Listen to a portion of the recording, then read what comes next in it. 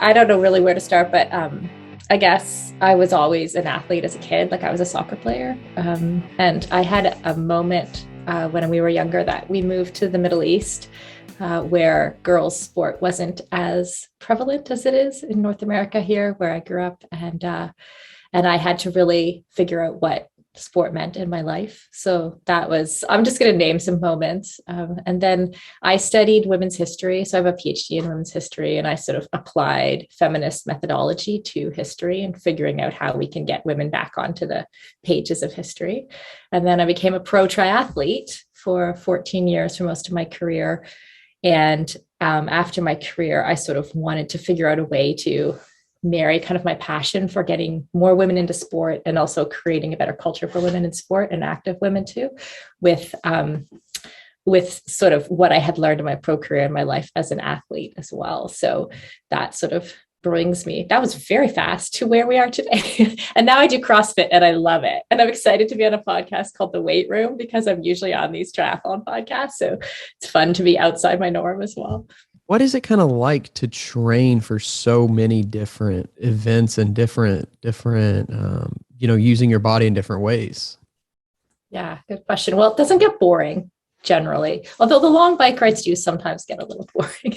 But I'm sort of with you a little bit in terms of I have trouble understanding the folks who have an ordinary job and train for an Ironman, where they get up super early, train, go to work all day. They might even do something at lunch and then work out after work as well. That's something I admire. So for me, as a professional athlete, I at least got to do that training as my job. So if I had 2 or 3 workouts a day, you're kind of managing those things and you have to love it, right? Like that's the secret. So you would everything's about training, eating, sleeping. You have to fuel properly. You're just in a cycle of getting yourself ready for the next workout, basically. And it's not always the same, right? So you might have blocks where you're focusing on run speed, for example. So your run intervals during the week would be your main sessions. Other times you might be focusing on your bike endurance. So those long rides, the 6-hour rides that you definitely want friends out there with you, or good podcasts when they happen. And you typically, not everyone's good at every sport. Like you just mentioned, you might start swimming at some point. A lot of people in triathlon struggle with the swimming when they first come in, especially the amateur level.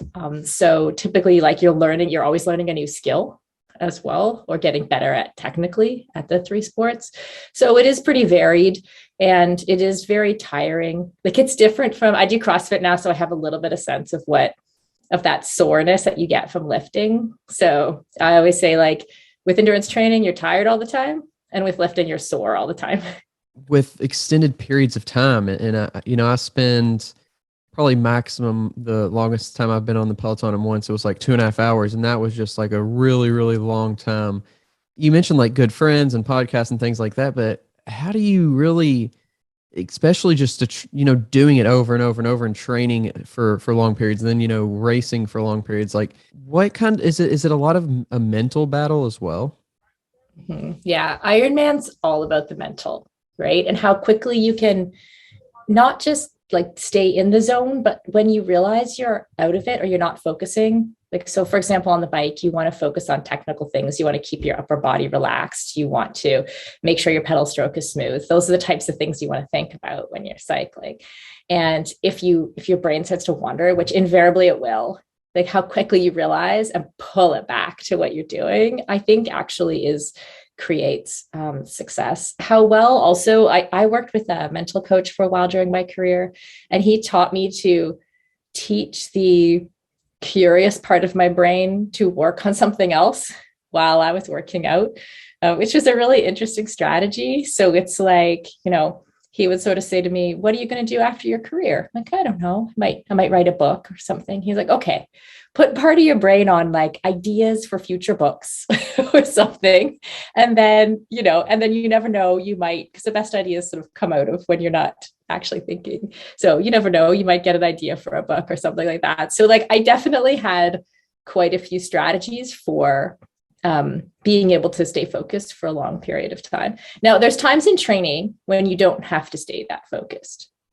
So for example, like sometimes you're really trying to do a long ride that's just in like a really, really low aerobic zone, right? So you don't really need to think about what you're doing at all. You just got to cover the miles and off you go. And so that's where like having friends to talk to, we would do frequent stops at gas stations and drink Coke and have cookies and carry on.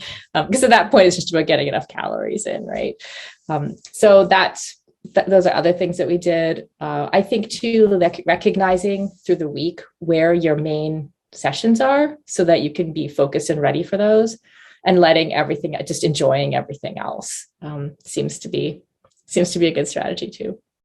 Do you find the mental aspect of like endurance training harder or easier maybe than like the mental aspect of doing something like CrossFit, where you're going hard, it's the heaviness, it's the out of breath, it's all that stuff, but it's not for as long. Which one do you find mentally easier to get through?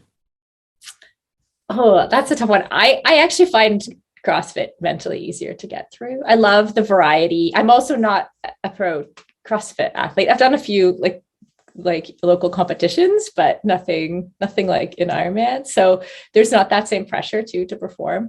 But I love the variety in CrossFit because you're like always moving from one thing to the next thing.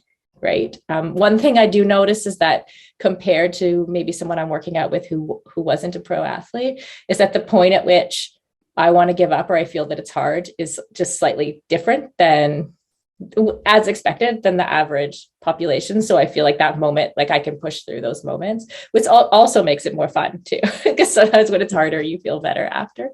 But definitely endurance training takes a lot of mental focus and control that you can learn.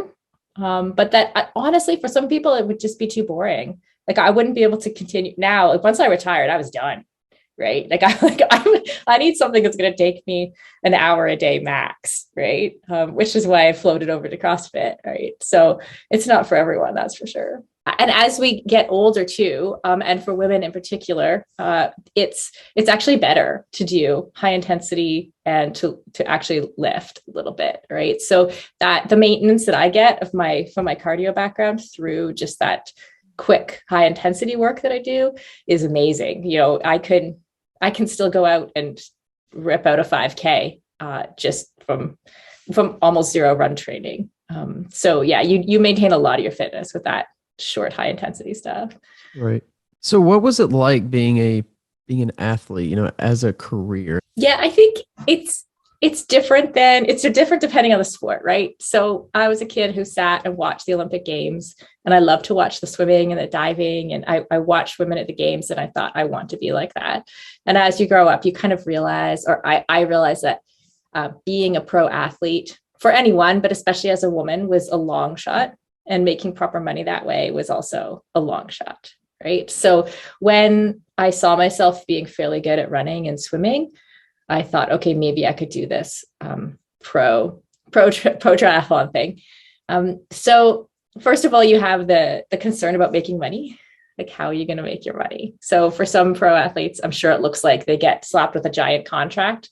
That's not how it works in triathlon. We have to go out and pitch ourselves. That's how I learned a lot about working with companies and partnerships that I then leveraged into starting a media company later.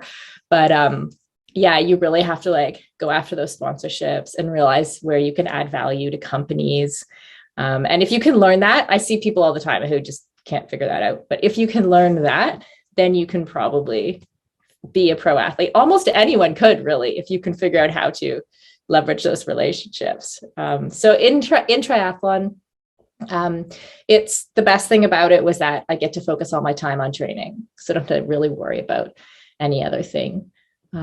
So I don't know how to answer the question, what was it like? But I feel that I was very lucky. I feel really grateful that I was able to do that, and to actually have that time in my life where I spend that time just focused on my, trying to be my physical best self, because not everyone gets that. Right. So while I was most of the time, sometimes I was just over it and didn't want to get up in the morning, but most of the time I was pretty grateful to be able to get up and focus on, okay, what am I eating? What am I drinking? How am I preparing? How's my training going to go today? For people who don't have that opportunity, just how can you optimize the food you put in your body? How can you optimize the sleep you're getting so you can do better just in everyday life? How can you optimize the workout so you can, in the short term and long term, feel better? Yeah, exactly. I think everyone has that opportunity too, right? Even now when I'm trying to run a media company, it's like I'm still trying to optimize that, right? Like what are the best ways that how can I show up for my employees? How can I show up for the company every day in the best way, right? Which has a lot to do with working out, my energy levels, my nutrition, all of those good things. Right. Yeah. And I think it's definitely an overlooked aspect these days, with just the nutrition as a whole. And for most people, even they don't understand just how fundamental sleep is to their own health and the different distractions. And there's tons of different reasons behind that. But, just I think education is such an important aspect. And Absolutely. how did you, tell us a little bit about your media company? How did that get started? And, what was kind of the goal of it at the beginning? Yeah. So our goal is to create an empowering culture for active women. And part of that came out of just the observation that women don't always feel as comfortable in fitness spaces and in sports, and we're not as included, and that needs to change. And so often we talk about empowering women, which kind of puts it on us to do the work, right? Which is great. Like I feel empowered and I'm doing all kinds of things. But at the same time, I think we need to also have a culture that supports that empowerment and that is a little bit more inclusive. So that's kind of our goal with that. We started about 5 years ago, and I had an experience with the media when I was a pro triathlete, where we had asked for equal slots for the pro women to the Ironman World Championship, because as it was, there were 50 slots for the pro men and 35 for the women. And we asked for that to change, and Ironman said no. We went through all the proper channels. And so we essentially created, like, this is before Instagram was really big. So we created a Twitter campaign with 12 of us created it. And in one day, we got 2 million impressions on this big push that we did on Twitter. And then I ended up dealing with what was big for me, media. So I was used to talking to triathlon media. I knew all the players, but I hadn't, I got interviewed by Forbes, and we were in Sports Illustrated in the magazine. And so I got to deal with sort of a higher level of media. And I thought, wow, what an impact. What an amazing thing to have our voice in Sports Illustrated, the main magazine, around having equal slots for women. That was just great. So I thought, I want to do something with media. And I did an internship with a women in sports media company. And I saw what they were doing. And I thought, it's going to be really, really hard to monetize a media company. How do you do that? Right? Especially when you're new and you don't have an audience. And I thought, well, if I'm going to do all of that work to try to get the audience and figure out how to monetize it, leverage the sponsors and figure it out, I'm going to do it for my own company. So I started Feisty Media in 2017. And now we have 8 podcasts. We just launched our newest podcast, the Women's Performance Podcast. We do educational events. Some of them are virtual, some of them are live. We have a big triathlon vertical called Feisty Tri. We do some gravel cycling stuff. We have a Women's Gravel Festival coming up in Bentonville in April. And of course, our Women's Performance Summit, which is a virtual summit at the end of March. So we've got a lot going on now. We had the first year of the summit last year and needed to be virtual last March because of COVID. We could move to an in-person thing. It's just most of our people, and this is how we've built a lot of the things we've built, is by building community first. So it's one thing, like you said, about how influencers can get their message out there, which is true. But if the marketplace doesn't want your message, then you won't get anywhere, or if no one cares what you have to say. So there is that interplay between what we as people who are talking or creating podcasts, creating content want to say, and whether people are actually on board with the message and the content and want to have those conversations with us. And then you have this process of finding the people, who are having the conversations. And so we have always taken an approach of creating the community first, find the community that cares about the same things we do in terms of active, like creating that empowering culture for active women, find the people who care about that, and then figure out what do they want, right? What do they want to be educated on? What experts can we bring in to talk to them? How can we create that? So the summit last year was our idea because we thought that people wanted to hear from experts, because we know that like only 6% of exercise science studies have been done exclusively on women, even in the recent study they did between 2014 to 2020.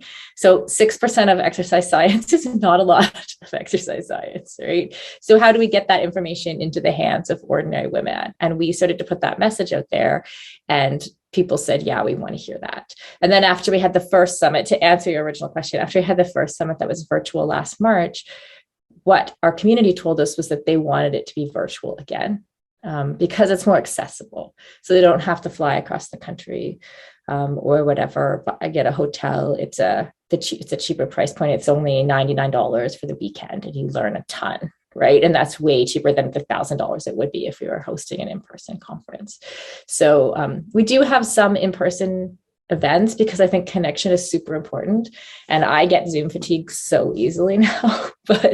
but our virtual events, we definitely go like the whole way to try to create network community. We do speed networking. We use the virtual expo booths as meeting places. We have happy hours, and we really go the whole way with it to create that community vibe that you would have, that hopefully would be something similar to what you might have in real life. Over maybe the last 10 years, what kind of improvements have you seen and have really been going on? It's definitely moving in a positive direction. A lot of the things that I see, for example, on my Instagram, because of who I follow, there's a lot of folks who are waking up to that idea that if we've been excluded from the studies, if we've been excluded from product development, et cetera, like that's why we feel like things don't quite fit, or the training program isn't quite working, or those, and we're learning, like when we feel shitty and off during our training cycle, it's like, oh, that could be because I'm ovulating, or, it could be right before my period. Like we're learning those things. And definitely I see more individual women educated on that. And coaches, people who coach women wanting to be educated. The dial is moving slowly though. Right. So like I mentioned that study before, that it was like the previous study that went up to 2014, seeing how many studies there were of women, was around 6% as well. So between 2014 to 2020, those numbers did not improve. So, it's like 2 steps forward, 1 step back kind of thing. I'm seeing a lot of people doing PhDs in, how hormone cycles affect certain types of training and those things, women's physiology specifically, and nutrition. So I think we're going to have we're going to have like a generation now. It's not going to be 1 or 2 sports scientists who are talking about this stuff. It's going to be a generation of people like at the PhD level actually doing the studies to figure out how to work with our bodies. So it's slow, but it's happening. Yeah. No, I think it's going to be, very exciting to see where just all sports kind of go and where training goes and health and things like that. It's so weird because we're so similar, as a human species, as a human race, but just those small differences can make a world of a difference whenever you apply it to your health, and whenever, you kind of like a prescription, really. If you're telling one person to do it this way, it doesn't mean it's going to work for the person B, C, and D as well. But, Mm-hmm. how do you see like sports changing and health changing? Like, if there's a Michael Jordan level now, like, is there going to be an even higher level, once we know that this is how you're supposed to train women? Yeah, I think we will see that difference, right? Like, so if you think about it, how we've not taken women into account at all in sports science, right? Well, not at all, but 6% in sports science. Like, imagine how much there is to go, right? Like, if we can learn actually how our hormones affect our physiology and how to train better, we can actually get better, right? And we'll improve faster. So I think right now, a lot of the girls who end up becoming elite athletes, or who get scholarships to colleges for sports, a lot of them, I think, have like a level hormone profile, right? Like they're actually hormonally slightly more like men. And so they're thriving in the current system, right? So now imagine we learn how to help all girls continue to improve in sport. Like 50% of girls give up sport, who play sport at puberty, give up when they hit puberty. So we're not supporting people properly through that process, right? So now imagine we figure out how to support everyone properly and get more girls continuing to play sport, more women learning how to train their bodies better. Essentially, we should be able to get to improve that level of performance and even like close the gender gap, or just generally be better. And I think the same applies for like, it's the same in medicine broadly, like in women's health. There's a lot of money right now being poured into studies and to new companies, startups in the women's health space. And I think we're going to see some big differences in terms of how right now, sometimes we forget to test things on women I mean, we've seen recently with the vaccines. I don't know how much you're following this, but basically they did not test the vaccines and how it affects women's cycles. Right. So a lot of women were complaining that their cycles were altered by the vaccine. And then there was a bit of an uproar about like, why didn't we test this? So then retrospectively, after like whatever percentage of us got vaccinated, they realized, oh, oopsie daisies. Like we should have tested that. And now they're doing the testing. So I think if you see things like that could happen sooner, and we could figure out like better ways to help women manage chronic pain, or help like even the medications that we're using, we can't be sure that all of them are tested properly on women. So I think it's a wide open door, and a ton could change in the next sort of 20 to 30 years. I think too, when you think about it this way, in our culture, like we spend billions of dollars on men's pro sports. Right. And those guys are like gods, a lot of them. There are some women who have made it through to that level. Like there's like, thank goodness for the Serena Williams of the world, right? There's a handful of them. But by and large, we're spending most of our money on, I mean, as a society, on men's pro sports. So by the time those girls even get to the pitch, they've already internalized this idea of who sport is for. Right. And I think that can start to shift as we see more, like we're seeing more women's teams with the WNBA, with what's happening with women's soccer. So I think there's also going to be that cultural piece that will slide into place where girls have better role models and heroes and examples of like what it means to be a female athlete, and really who sport is for in our culture. And I would love to see that piece change, because I think we often ignore it. Like we create lots of programs for girls, or we see the need for it. There's lots of nonprofits that are creating opportunities for girls. But until we're actually messaging to those girls, like, hey, you belong here. Like if you want to play football, you can, or if you want to run, or whatever the thing is, or if you want to do gymnastics, a more traditional girl sport, great. Like you make your choices, we'll support you. And I think, I don't know if you keep up with it, but like the UFC, that's like the only sport I've seen where people are just as like excited to watch the girls' fights and the women's fights as they are the men's fights. And it's become almost like an equal playing field. Maybe not, I'm not sure on the money side, but like from the entertainment side. And I think that's obviously where it starts. If you can, create bigger kind of athletes and bigger personas, but that's like the one sport it seems like that is kind of figured that out. Yeah, you see that a lot with the newer sports. And so what that tells me is that there is a cultural demand for women's sport. So a sport like, like a sport like that has the ability to start from scratch and just like, okay, we're gonna watch a women fight, can just do what they want, versus a traditional sport, like trying to imagine how hard it is to try to put on mainstream TV, like women's traditional American football. Like people would, it's not part of our cultural headset, right? Or like our mind space. So it's easier with those newer sports too, to get that. In triathlon, we were fairly lucky. Like we had that issue that I mentioned about the slots, but we're a newer sport as well. And so, a lot of the women we get equal prize money at the races. We typically get equal coverage. Sometimes the guys get slightly better sponsorship deals, but it's not terrible. you know?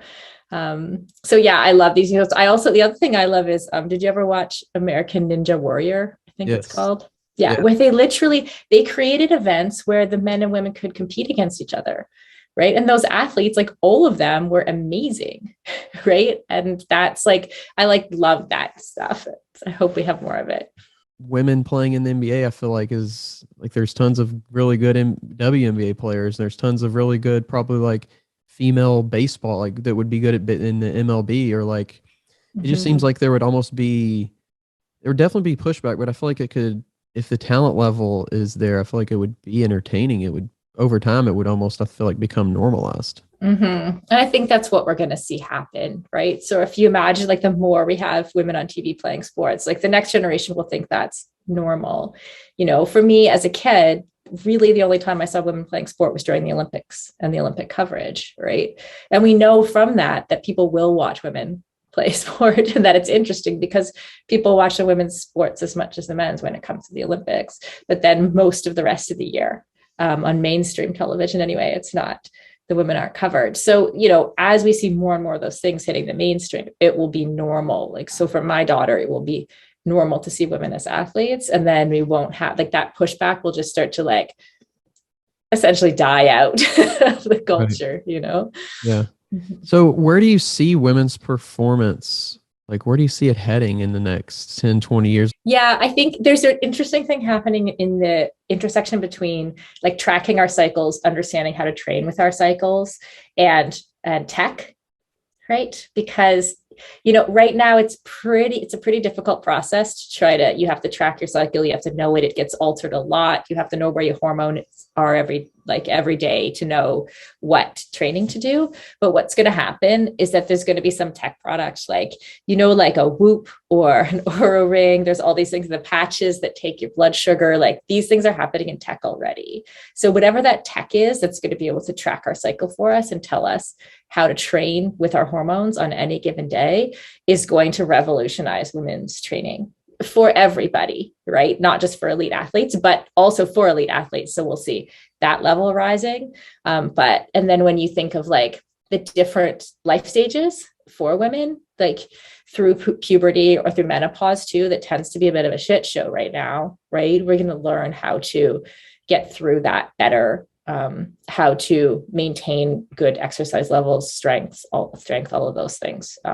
So right now, while we are with our Women's Performance Summit, while we're educating individual athletes, individual coaches, people who work with women, broadly, like, what's going to happen is there's going to be, like, something that makes that process easy, where some technology keeps track of it for you and spits out, like, exactly what your training should be that day. So I'm excited for that.